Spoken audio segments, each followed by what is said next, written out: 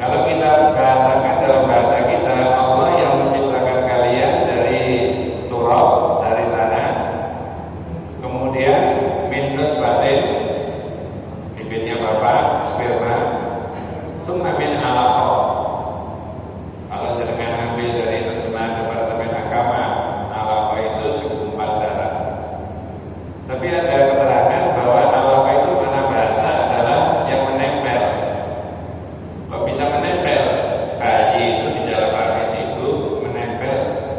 di rahim melalui apa? Tali pusat. Jadi ada plasenta yang menyambungkan apa? Ke tali pusatnya ini. Jadi kita itu menggantung di situ ya. Di sini bukan ilmu saya, silakan dipelajari. Tsumma yukhrijukum tiflan.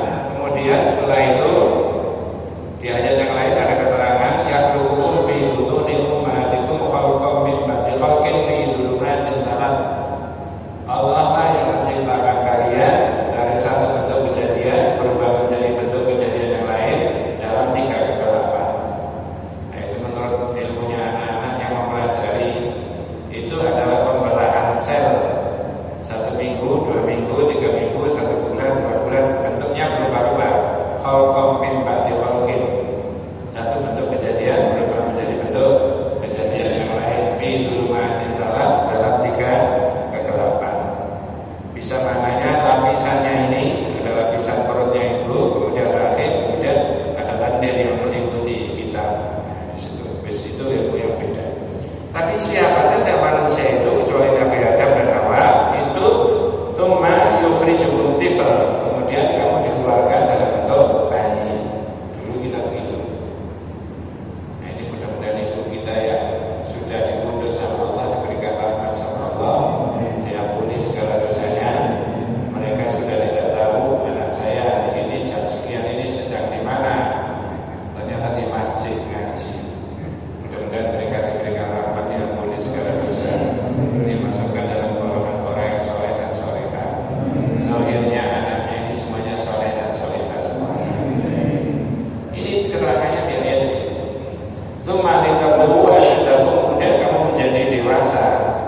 Tsumma litablighu syuyukha, tsumma litakunu syuyukha, kemudian kamu jadi tua. Nah, tanpa diminta, tanpa diikhtiarkan, tanpa dihambat, orang itu pasti mengalami proses menjadi apa? Tua. Rata-rata orang Indonesia umur 70 tahun itu sudah tua apa masih muda? Masih muda. Iya. Wis diikuti aja, ini ayatnya benar itu. Tsumma litakunu syuyukha, kemudian kamu jadi tua. Wa minkum may yutawaffa min qabl. Di antara kalian ada yang diwafatkan sebelum menjadi tua, bahkan dewasa. Tiap hari kita dengar berita-berita itu. Mudah-mudahan Allah memberi umur panjang kepada kita semuanya yang barokah gitu ya. Ya, saya seringkali cerita adik saya usia 53 meninggal dunia. Saya 68,5. Nah, kalau pakai angka yang meninggal dulu kakaknya apa adiknya? Tapi jangan bater-bater. Itu serahkan aja sama Allah, kita nggak tahu. Tapi berikhtiar boleh kan? Supaya Allah memberi umur panjang. Saya sering kali menyebutkan ada syar'i, ada qadari yang bisa kita lakukan. Syar'i mohon kepada Allah, berdoa kepada Allah, mendekatkan diri sama Allah, dan berbagai amal soleh yang lain-lain. Yang kedua, qadari upayakan harus sensitif terhadap dirinya sendiri. Pada enak ada apa, cepat dicari. Nah, begitu. Ya. Walitablu ajalan musamma wa la'allakum taqilun, sampailah kamu batas waktu yang ditentukan dan supaya kamu menjadi orang yang berpikir tentang proses kejadian manusia. Mengapa ini didahulukan dibahas? Siapa saja ya, orang itu ujung-ujungnya kalau sudah wafat maka dia apa? Dimakamkan. Saya rasa jamaah-jamaah kita itu saya tahu mulai dari awal, mulai 8 tahun yang lalu atau 9 tahun yang lalu, banyak yang sudah dipundhut sama Allah itu ya. Mudah-mudahan mereka diberi rahmatnya. Kita yang masih diberi kesempatan oleh Allah hidup ya. Mereka sudah, hak hidupnya sudah dicabut sama Allah. Nah, sekarang yang dibahas adalah apakah Nabi Muhammad mengalami proses seperti itu tadi? Jawabannya iya. Ya, ketika Rasulullah wafat, maka yang terjadi Rasulullah sendiri yang mengajari supaya dimandikan, supaya dikafankan, supaya disolati dan dimakamkan. Nah, sekarang Rasulullah sendiri yang wafat, maka sama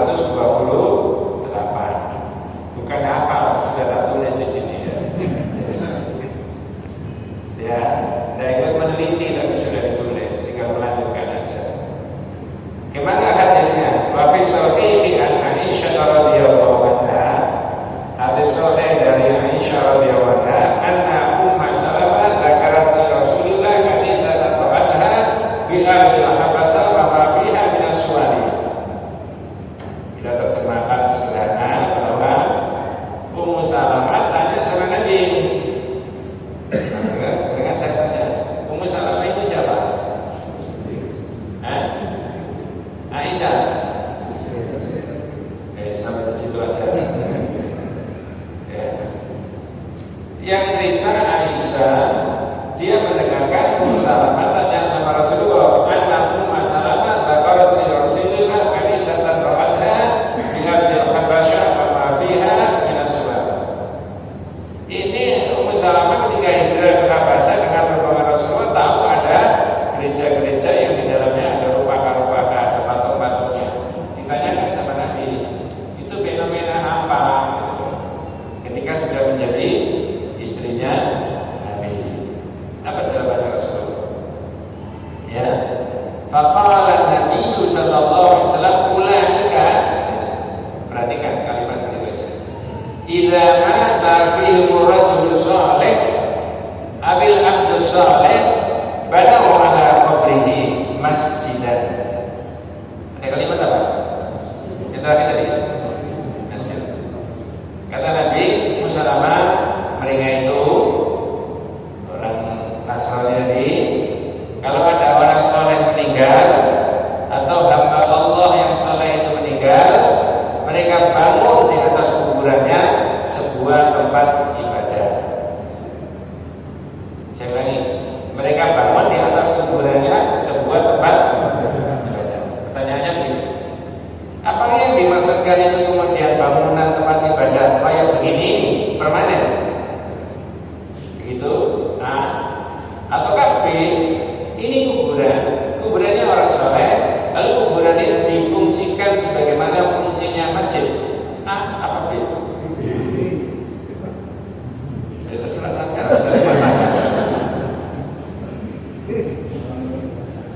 Kalau ini kuburannya orang soleh lalu dibangun masjid permanen kayak begini, banaw ala qabrihi masjidan, ini para ulama sudah sepakat tidak boleh.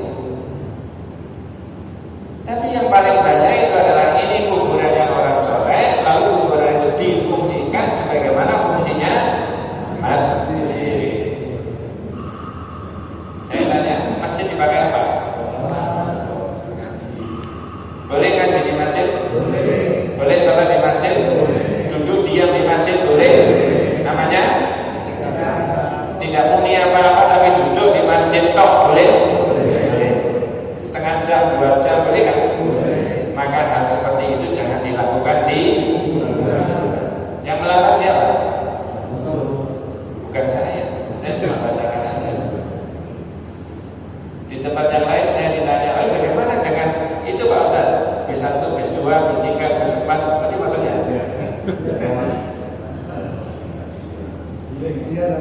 Saya mau menyebutkan seperti itu, Kak Bentol. Saya sebut B1, B2, B3, B4.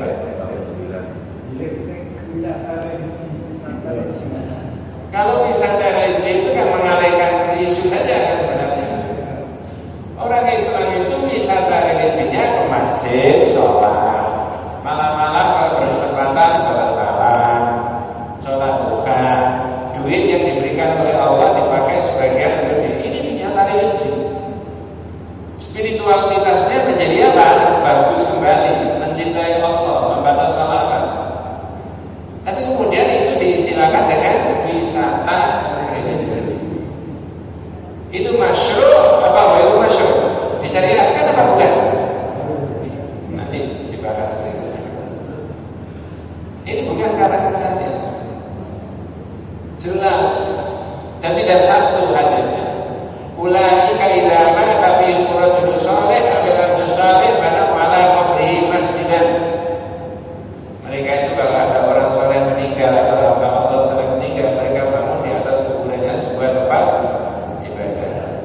Wasawwaru fihi tilka suwar, lalu dibuat patung-patungnya, gambar-gambarnya. Terakhir kata Nabi, ulaika syirarul khalqi indallah. Ini jelas mereka itu sejelek-jelek makhluk di hadapan Allah.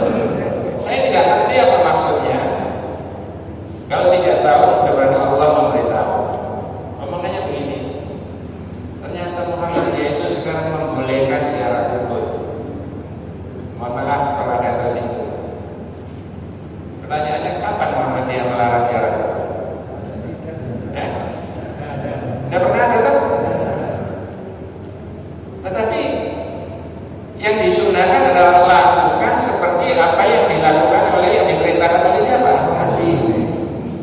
Orang datang ke kuburan, menziarah kubur itu nilainya beda dengan orang ke mall. Kalau mall itu tidak ada sunahnya, ke pasar juga tidak. Tapi ke orang melakukan ke kuburan ini melakukan sunahnya lagi kan?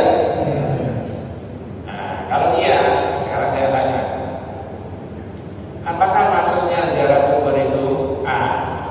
naf'ul amwal ataukah B. al-intifa'u bil amwal? Kalau saya jawab A atau B, apa maksudnya? Kalau naf'ul amwal itu memberi manfaat, kalau al-intifa'u bil amwal itu mengambil manfaat dari kuburan tadi. Saya tanya, kelihatannya bingung kan? Ya. Jadi kalau orang ziarah kubur yang sunnahnya Rasulullah, ya, kuntu nahaitu an ziaratil kubur fasuruha. Dulu saya larang ziarah kubur, tapi sekarang ziarah. Apakah A. naf'ul amwal, kehadiran kita yang menziarahi kubur itu memberi manfaat kepada orang yang mati di kuburan, atau B. al-intifa'u bil amwal, mengambil manfaat dari situasi di kuburan?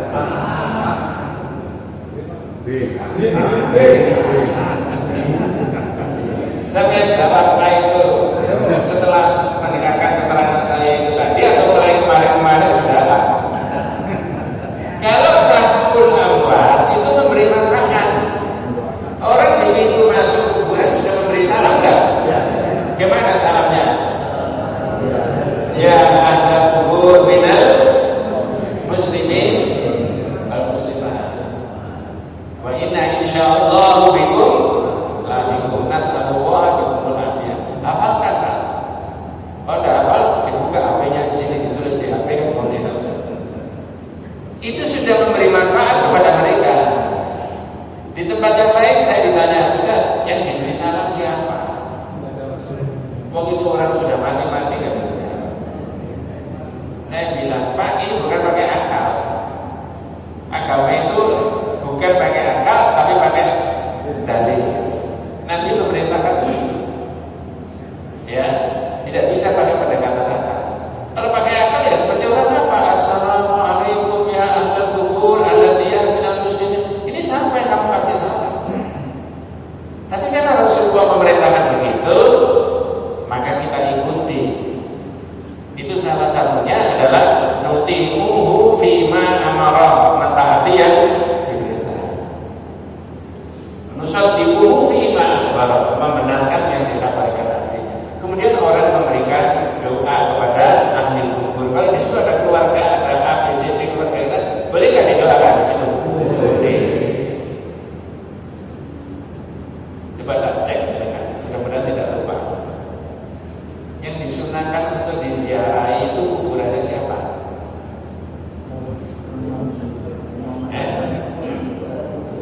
Ada nggak pendapat di masyarakat kuburannya orang tua?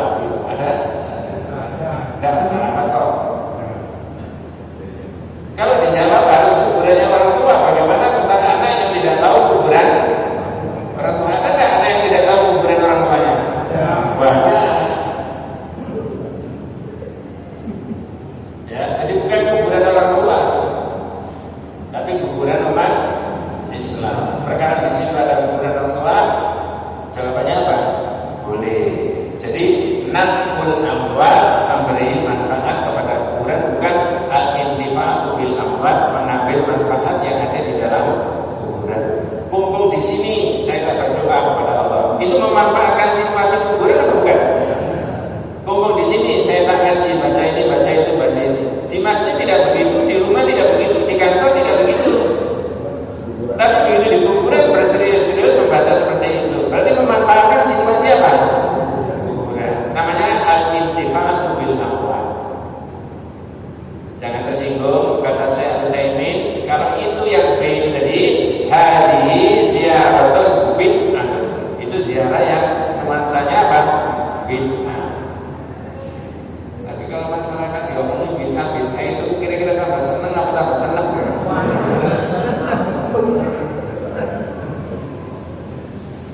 diberitahu ini yang ngaji ini diberitahu. Bukan menolong orang lain. Karena orang lain penasaran mau mendengarkan, itu urusannya orang itu. Mudah-mudahan Allah memberikan hidayah yang terbaik. Lebih konyol lagi, mohon maaf, bahasanya gak enak, lebih konyol. Di dekat kuburan ini ada sumur ini sudah lama, usianya 500 tahun yang lalu, sekarang masih ada, airnya masih bagus. Karena dianggap ini sumur di dekat kuburan orang soleh, maka diambil airnya dibawa pulang. Ya, supaya dapat barokah. Ada banyak faktor yang bisa diterangkan di situ, kekeliruannya dan kesalahannya. Mohon maaf, lebih konyol lagi mengambil satu genggam dari tanah kuburan dibawa pulang. Karena meyakini yang ada di kuburan itu adalah kuburannya orang soleh-soleh, dan ini luar biasa kesolehannya. Al-Quran atau hadis, anak saya ngaji itu wakil, makanya saya ambilkan tanah kuburan. Mohon maaf pakai cara Jawa kayak apa Pak? Taraf norenya anakku. Pertanyaan saya, tambah besok ngaji atau tambah besok ngaji? Ini bukan menolong orang, tapi fenomena seperti itu ada di masyarakat itu Pak. Jangan dibilang nggak ada. Maka harus diterangkan ini. Itu loh maksudnya itu di situ. Nah, maka saya ditanya Ustaz, tanya sama Ustaz, kalau begitu syarat hukum salam doa, habis itu apa? Ya boleh Mas. Tidak boleh duduk diam berlama-lama. Kan pada sama dengan sampai memfungsikan masjid. Kalau masjid namanya itu itikaf, tapi kalau di sini jadi benar-benar sampai ini yang nggak ada. Lakukan seperti itu di masjid, bukan di kuburan. Nah, begini-begini ini harus diterapkan. Ya, ibu-ibu dan bapak sekalian, kalau misalnya pindah pas di Jogja, kemudian mampir menziarahi kuburannya Pak Kiai Haji Ahmad Dahlan, orang se-Indonesia tahu jasanya cukup luar banyak, luar biasa. Kan begitu Pak? Dan tidak diwariskan ke keluarganya, diwariskan kepada seluruh umat Islam, betul Pak ya? Di mana-mana berkembang. Di luar ada tulisannya. Kalau mau ke situ, apa yang dilakukan? Tidak boleh melakukan ini sama dengan ini keterangannya, insya Allah. Ya, sama dengan kalau ada orang jamaah haji diajak ke Uhud, di lereng Gunung Uhud itu ada makam syuhada Uhud, betul Pak ya? Ada tulisannya bahasa Indonesia, tulisannya yang bisa kita baca bahasa Indonesia. Tidak boleh ini semuanya. Kalau tulisannya bahasa Indonesia berarti yang dablek siapa ya? Iya. Kemudian ada keterangan lain, hadis sahih riwayat Imam Muslim menulis dalam hadis nomor 532. Hadis dari Jundab bin Abdillah qala sami'tu Rasulullah sallallahu alaihi wasallam qabla an yamuta bil khamsin wa huwa yaqul. Nabi itu 5 hari sebelum wafat dawuh ini. Kok tahu Pak? Ya setelah Rasulullah wafat baru kemudian diteliti hadisnya. Oh, ternyata saya pernah tahu Rasulullah itu sebelum wafat hitungan kira-kira 5 hari. Apa dawuhnya Rasulullah? Inni abra'u ilallahi ayyakuna minkum khalil. Aku berlepas diri dari Allah bahwa saya tidak mengangkat di antara kalian sebagai khalil. Perhatikan kalimatnya khalil. Tak selipkan sedikit. Nabi siapa yang oleh Allah disebut khalil? Nabi. Dalilnya pakai hadis apa pakai Quran? Wattakhadallahu Ibrahim khalil. Berarti derajatnya Nabi Ibrahim sangat tinggi, disebut oleh Allah sebagai apa? Khalil. Di sini Rasulullah dawuh, inni abra'u ilallahi ayyakuna minkum khalil. Saya berlepas diri dari Allah bahwa aku tidak mempunyai seorang khalil di antara kalian. Mana kalau begitu? Fa innallaha qad ittakhadani khalil kama ittakhadha Ibrahim khalil. Allah telah menjadikan aku sebagai khalil sebagaimana Allah menjadikan Nabi Ibrahim sebagai khalil. Saya ulangi, fa innallaha qad ittakhadani khalil kama ittakhadha Ibrahim khalil. Allah itu telah menjadikan aku sebagai khalil sebagaimana Allah menjadikan Nabi Ibrahim sebagai khalil. Dalilnya Nabi Ibrahim sebagai khalil ada di dalam Al-Qur'an.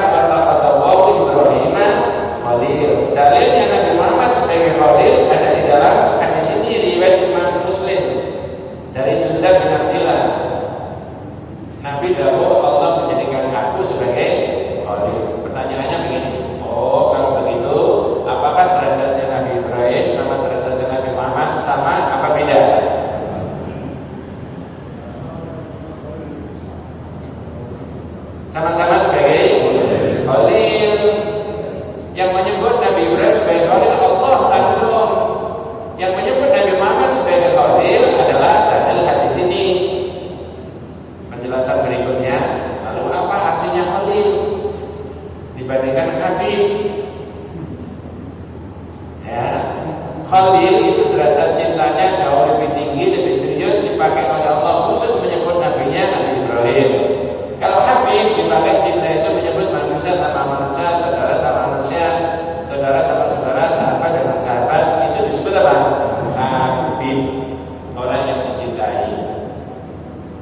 Tapi Nabi Muhammad menyebut dirinya sebagai Khalil. Nabi Ibrahim disebut oleh Allah sebagai Khalil. Berarti derajat Nabi Ibrahim sama Nabi Muhammad sama.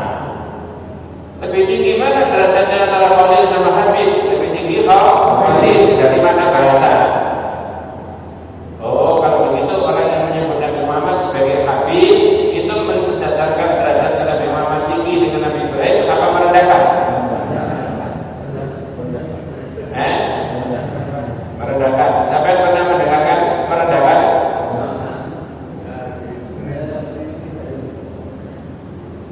Makanya saya ditanya sama, gimana Pak Ustaz sudah kadung ganti nyanyian? Saya bilang yang menyanyi itu tidak ngerti ini mas. Hadisnya jelas, riwayat Imam Muslim. Fa inna Allaha qad ittakhadha li khalil kama ittakhadha Ibrahim khalil. Oh, mas. Tapi sudah kadung itu. Ya Nabi sallallahu alaika ya Rasul salam alaika. Terus ya Habib. Nabi Muhammad itu Habib apa Khalil? Khalil, ya tahu. Kemarin sampai menyebut apa? Besok. Ini pentingnya ngaji itu. Di tempat yang lain saya ditanya, Ustaz sebutannya untuk Nabi Ibrahim memang Khalil, kalau Nabi Muhammad Habib. Saya tanya, dalilnya mana? Saya bisa mengajukan bahwa dalilnya Nabi Muhammad menyebut dirinya sebagai Khalil ini. Dicek di kitab aslinya. Kalau tidak percaya. Jadi sederajat.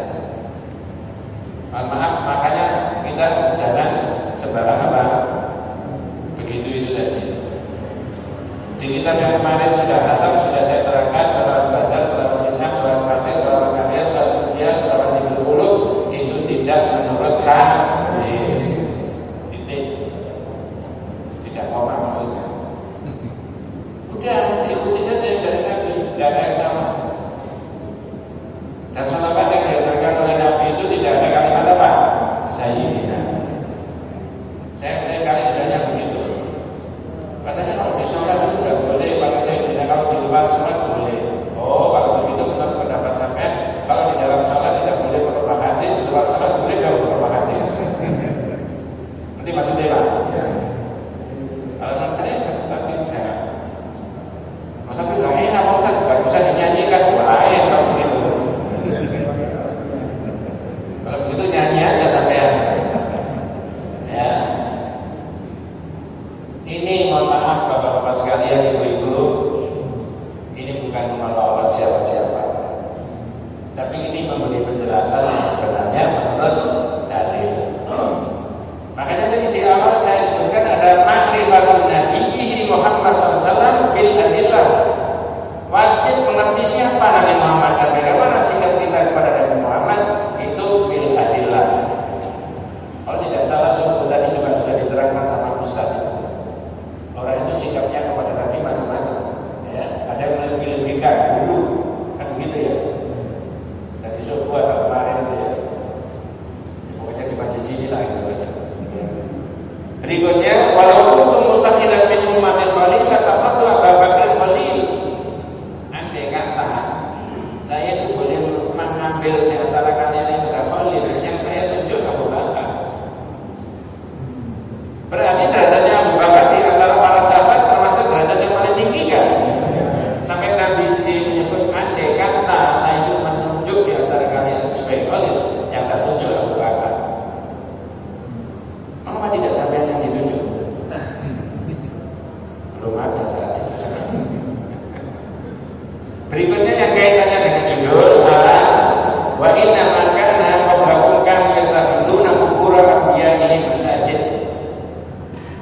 ketahuilah bahwa orang-orang sebelum kalian itu banyak yang menjadikan kuburan nabinya sebagai masjid. Di sini ada pertanyaan, lalu bagaimana tentang kuburannya Nabi? Kalau dengan ditanya itu jawabnya begini, Nabi itu dimakamkan di masjid apa di rumah? Nah itu dijawab begitu. Dua, lebih dahulu mana adanya masjid dengan adanya kuburan Nabi?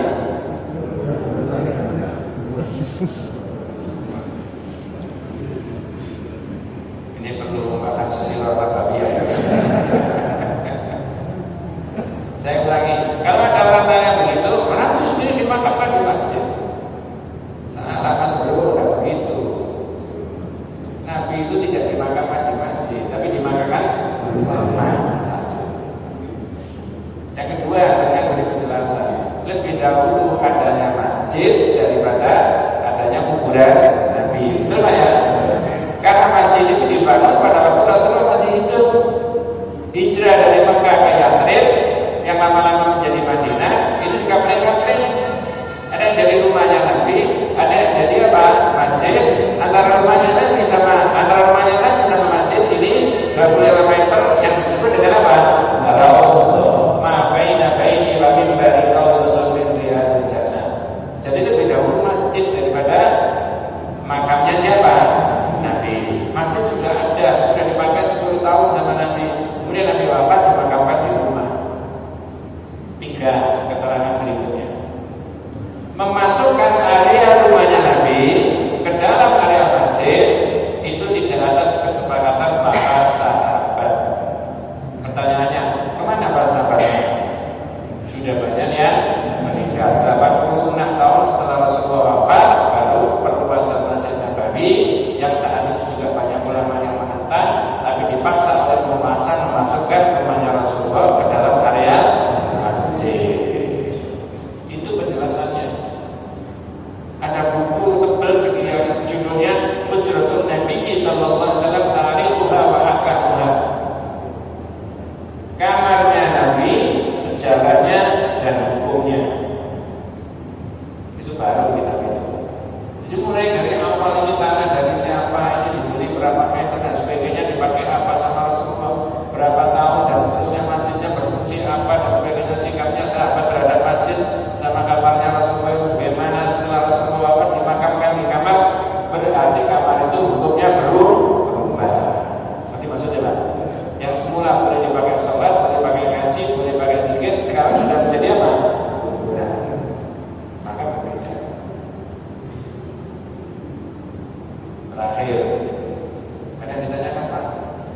Biasa nggak ada yang tanya. Ada yang tahu kitab Ahkamul Fuqaha? Saya dapat hadiah dari Pak Guru. Judulnya Ahkamul Fuqaha. Dalam bahasa Indonesia diterjemahkan solusi problematika hukum Islam. Itu adalah merupakan kitab itu merupakan kumpulan dari pendapatnya para ulama dalam tafsir masail. Itu maksud saya. Tafsir masail itu sahabat-sahabat kita, Pak Kiai di organisasi yang namanya apa? Nah betul.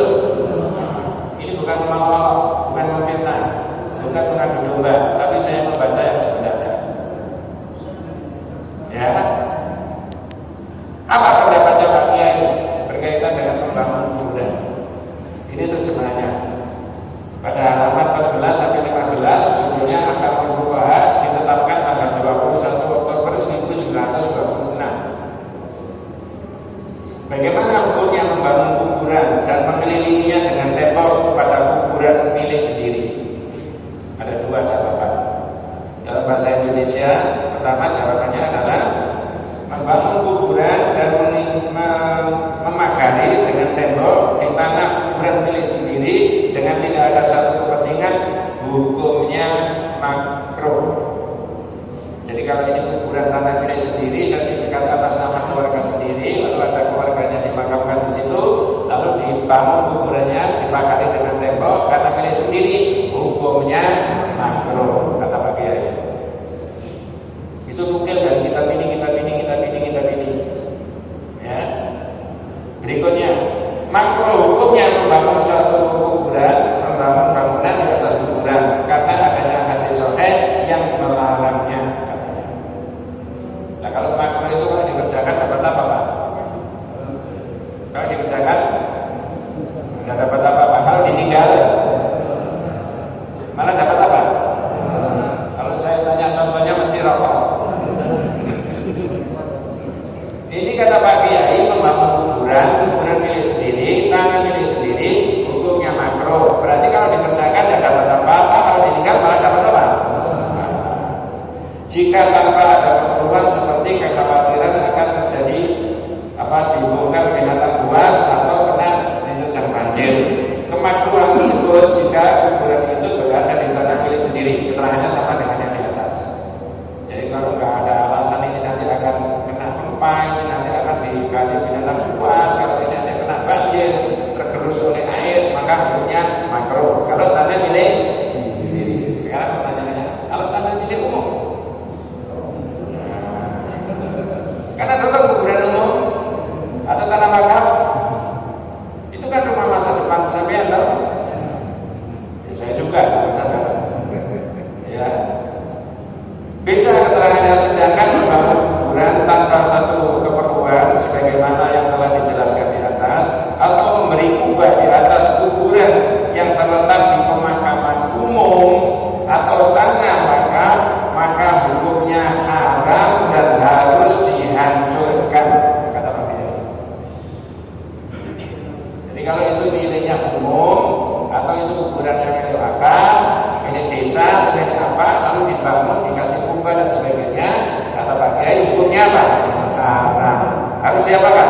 Dihancurkan. Karena ada hadis sahih yang apa? Melarang. Silakan dibuka Ahkamul Fuqaha halaman 14 sampai 15. Itu kesepakatannya Pak Kiai tanggal 21 Oktober 1926. Ini saya sebutkan bukan menolak sahabat dan saudara kita, tapi menguatkan keterangan yang ada di dalam kitab itu tadi, bab 20. Maka sikapnya panjenengan ketika ziarah kubur harus sesuai dengan apa yang diajarkan oleh siapa? Nabi. Memberi manfaat bukan mengambil manfaat.